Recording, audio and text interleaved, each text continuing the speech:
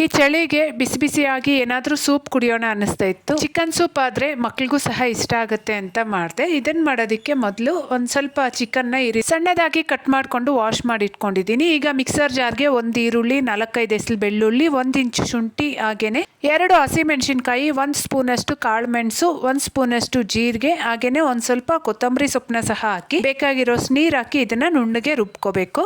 ಈಗ ಸ್ಟವ್ ಮೇಲೆ ಕುಕ್ಕರ್ನ ಇಟ್ಟು ಅರ್ಧ ಸ್ಪೂನ್ ಎಣ್ಣೆ ಅಥವಾ ತುಪ್ಪ ಹಾಕಿ 1 ಇಂಚ್ ಚಕ್ಕೆ, 3-4 ಲವಂಗ, 1 ಪಲಾವ್ ಎಲೆ, 1 ಏಲಕ್ಕಿನ ಹಾಕಿ ಚೆನ್ನಾಗಿ ಫ್ರೈ ಆದಮೇಲೆ ಚಿಕನ್ನು, ಅರಿಶಿನ, ಉಪ್ಪು ಹಾಕಿ ಇದನ್ನು ಚೆನ್ನಾಗಿ ಫ್ರೈ ಮಾಡ್ಕೋಬೇಕು. ಮೊದಲು ಚಿಕನ್ನಲ್ಲಿರೋ ನೀರು ಬಿಟ್ಕೊಂಡು ನಂತರ ಹಿಂಗೋಗೋವರೆಗೂ ಫ್ರೈ ಮಾಡ್ಕೊಂಡಾದ್ಮೇಲೆ ನಾವು ರುಬ್ಬಿಟ್ಟಿರೋ ಮಸಾಲೆ ಹಾಕ್ಕೊಂಡು ಮಸಾಲೆ ಸಹ ಹಸಿ ವಾಸನೆ ಹೋಗೋವರೆಗೂ ಚೆನ್ನಾಗಿ ಫ್ರೈ ಮಾಡ್ಕೊಂಡಾದ್ಮೇಲೆ ನಾನು 3 ದೊಡ್ಡ ಗ್ಲಾಸಷ್ಟು ನೀರನ್ನ ಹಾಕ್ಕೊತಾ ಇದ್ದೀನಿ. ಕೊನೆಯಲ್ಲಿ ರುಚಿ ನೋಡಿಕೊಂಡು ಬೇಕಾಗಿರೋಷ್ಟು ಉಪ್ಪು ಸಹ ಹಾಕಿ 5-6 ವಿಷಲ್ ಕೂಗಿಸ್ಕೊಂಡಾದ್ಮೇಲೆ ಕೊನೆಯಲ್ಲಿ ಅರ್ಧ ಹೋಳು ನಿಂಬೆ ಹಣ್ಣನ್ನು ಹಿಂಡ್ಕೊಂಡ್ರೆ ಬಿಸಿ ಬಿಸಿಯಾಗಿರೋ ಸೂಪ್ ರೆಡಿ.